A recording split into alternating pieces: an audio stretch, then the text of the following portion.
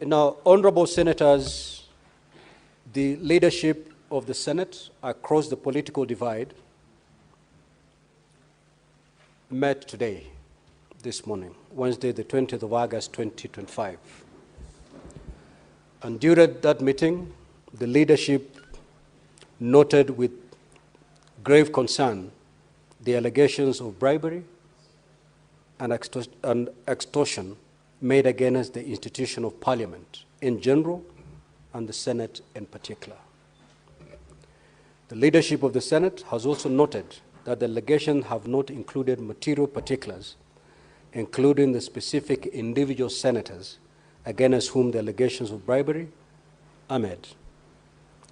Senators are called to a very high office of responsibility and accountability, and are required under the Constitution to live up to a very high standard of integrity and accountability. This is the thrust of a number of provisions of the Constitution, including Articles 1, Sub-Article 3, and Articles 10, as well as Chapter 6 of the Leadership and Integrity of State Officers. Senators take and subscribe to an oath of office to obey, respect, uphold, preserve, protect, and defend the Constitution. It follows, therefore, that allegations of bribery and extortion made against senators merit the most urgent and deliberate action and intervention. Honorable senators, to fight corruption requires a systematic and integrated approach in which all organs of the government collaborate and cooperate to the extent of their respective spheres. To this end, while there exist constitutional and statutory agencies for preventing, detecting, and prosecuting corrupt acts, and while the judiciary adjudicates on such matters, the legislature too has robust mechanisms for addressing the vice. Now, honorable senators, as you are aware, the Parliamentary Powers and Privileges Act, Cap 6 of the laws of Kenya, has an elaborate framework for Parliament to deal with errant legislators.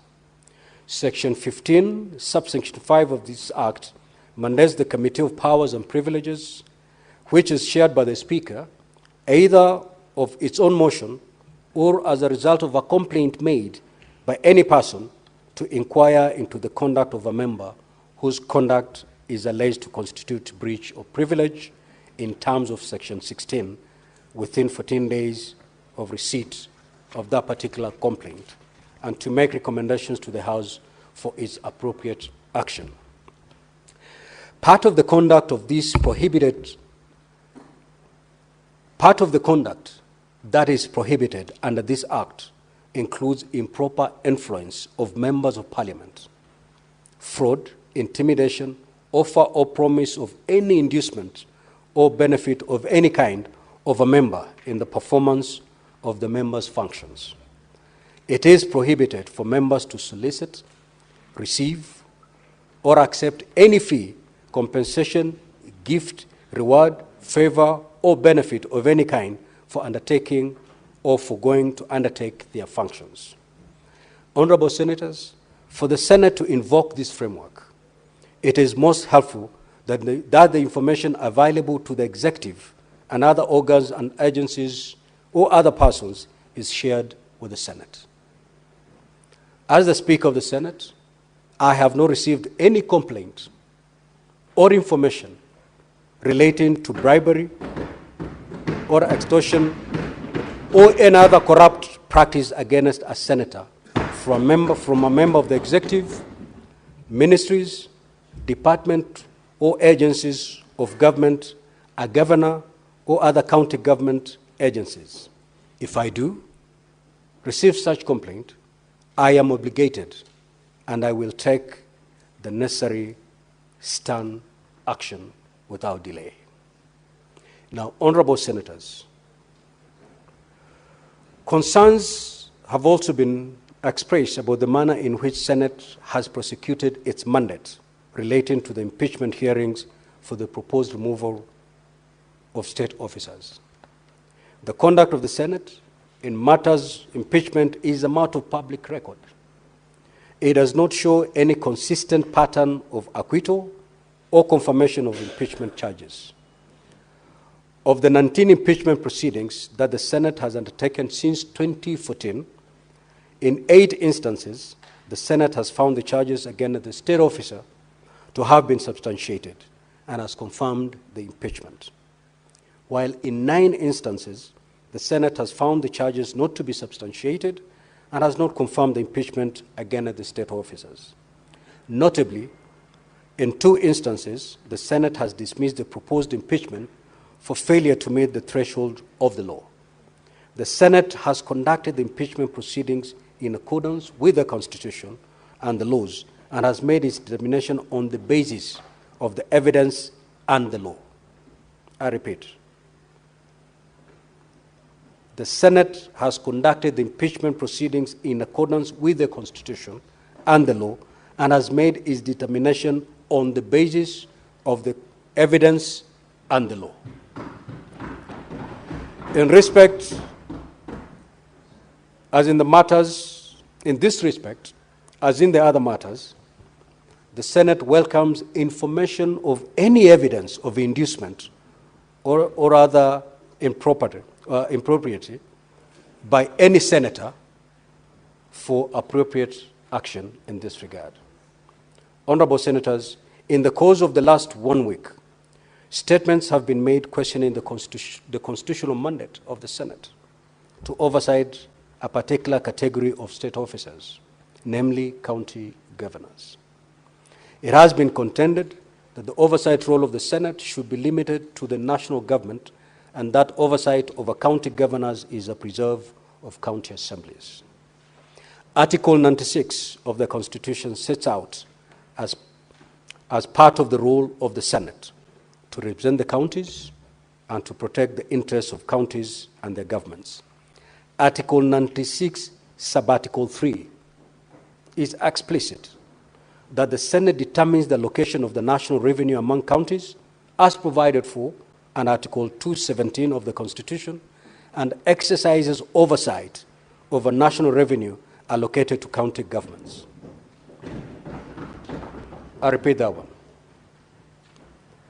Article 96.3 is explicit that the Senate determines the allocation of the national revenue among counties as provided for in Article 217 of the Constitution and exercises oversight over national revenue allocated to the county governments. That is the Constitution. Furthermore, Article 125 of the Constitution decrees that either House of Parliament and any of its committees has power to summon any person to appear before it for the purpose of giving evidence or providing information. This is exactly what the Senate has been doing and will continue doing. Apart from the clear provision of the Constitution on the matter, the superior courts have made a number of decisions addressing the questions of jurisdiction of the Senate to summon and exercise oversight county governors and other county government officials, and the demarcation of the oversight function between the Senate and the county assemblies. In the High Court petition number 334 of 2016, Kialo Kamina versus Senate and others, the court held as follows on the question of oversight responsibility of the Senate. And I quote, "The Senate and the county governments are to work together to ensure that the purpose of devolution is achieved. The two bodies cannot work separately, and since the county government receives funds from the national level, they cannot check themselves. Accountability has to come from a body not within the county level, thus the Senate." These are the words of the courts. The Supreme Court in petition number 24 of 2019 between the Senate and the Council of Governors and others, while also considering the issue of the mandate of the Senate, the court stated as follows, and I quote, The purpose of the Constitution is to entrench good governance, the rule of law, accountability, transparency, and prudent management of public finances at both levels of government. Such grand purpose cannot be served if either the Senate or county assemblies begin to develop centers of oversight influence. In this regard, the county assemblies provide the first tier of oversight, while the Senate provides the second and final tier of oversight. This is a pronouncement by the court. In the end, the Supreme Court held that in the performance of its oversight role over county revenue, the Senate has powers to summon county governors to answer any question or provide and requisite information. On this matter of the oversight jurisdiction of the Senate, therefore, the Senate cannot yield or concede. Unless the Constitution is amended, the constitutional mandate of the Senate is non-negotiable or discretionary.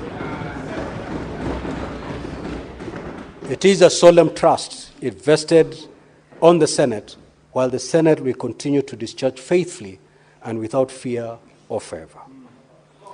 Now, honorable senators, let me conclude by making an impassioned plea to the executive, other agencies of government, county governments, and other persons that it is incumbent on all of us to protect the institution of the legislature, which is the cornerstone of democracy. Holding the legislature to account and requiring the highest standards of integrity is laudable, but it needs to be followed by collaborative action with the legislature itself, by favoring the appropriate officers of the legislative arm with information available to the executive and to other agencies, so that the legislature can invoke mechanisms at its disposal to take swift and stern action against inerrant members. The executive, as well as other agencies and all persons, should also support the Senate in its oversight role in defense of the devolved system of government, which our people so painstakingly weaved together for themselves in order to address the disparities and inequalities and other injustices of previous centralized constitutional order. I thank you, honorable senators.